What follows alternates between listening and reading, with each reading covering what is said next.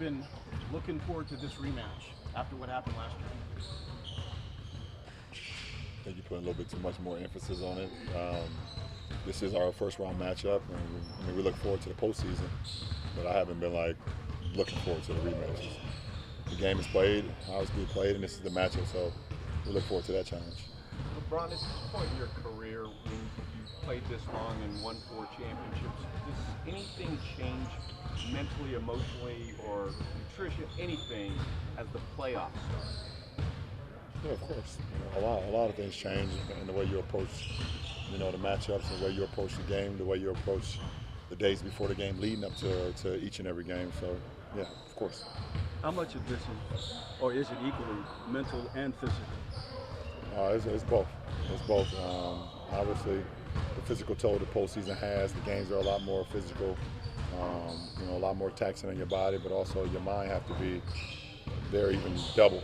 So mentally it's very taxing as well. But it's fun. It's very fun. Can you tell by looking at your teammates' eyes that they're getting into this?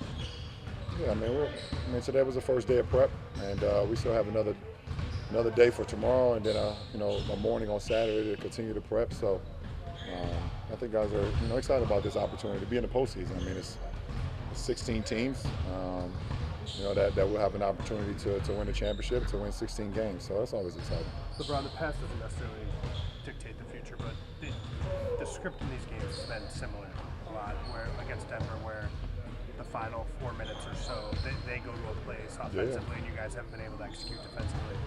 From a problem-solving standpoint, how big of a challenge is that specific part of the game, and how much time have you been thinking about that, working with the coaches to try to stop that trend? We just got to be better, all around. Obviously it's a great team that we're playing against, a team that won the championship, so they've been in a lot of big games and know what they want to get to late games. So, we just have to be very disciplined and have our mind into it throughout the course of 48 minutes or however long it takes. But it's going to be challenging, but that's what the postseason is all about. It should be. Is there something you're preaching to this team ahead of going to Denver? No, just be ready to go. Hold yourself accountable. Take all the information that's been given throughout the coaching staff and apply it to the floor, and just stay present. Stay present throughout the whole game. You guys have a confidence against this team, even though they've won the games. All the games have been very, very close and been very winnable for you guys. I don't know. Your question sounded very personal. It shouldn't be personal at all. I think you allow yourself to get away from the game plan when you make it too personal. We have a game plan. You go out there and execute it, and you live with the results. I'm kind of the last person you should. I just stay even keel. I've been in the postseason way too long in my career to know that you don't get too high off of game one or get too high over whoever the matchup is. You got to just stay even keel. There's going to be a lot of swings throughout the course of a game, throughout the course of a series, and it's how long you could just keep your mind even keel and keep the main thing the main thing. So they're a great team. We know what we're capable of, but the game is not won in the transcripts. The game is won in between the 4 lines, and that's all that matters.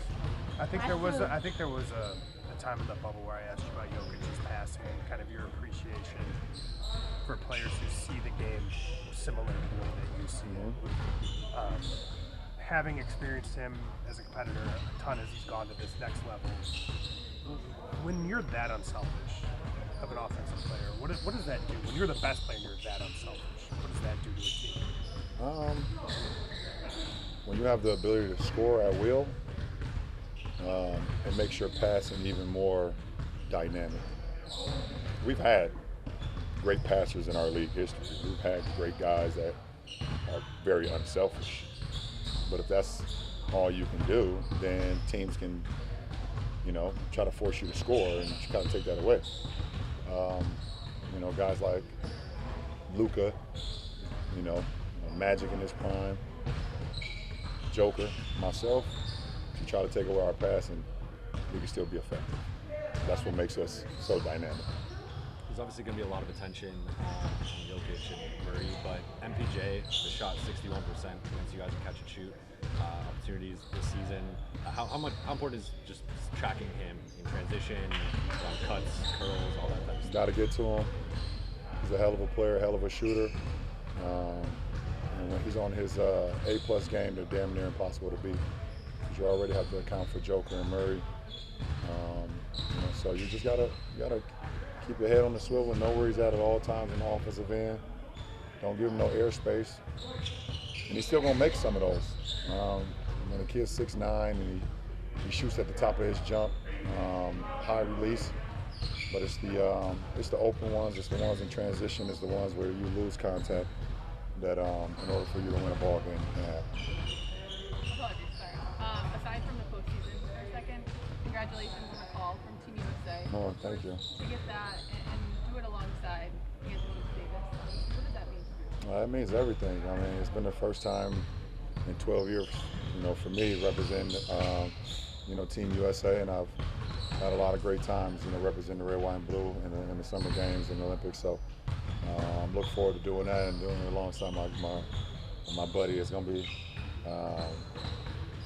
extremely fun. I mean, we've done it before, but he was fresh out of college.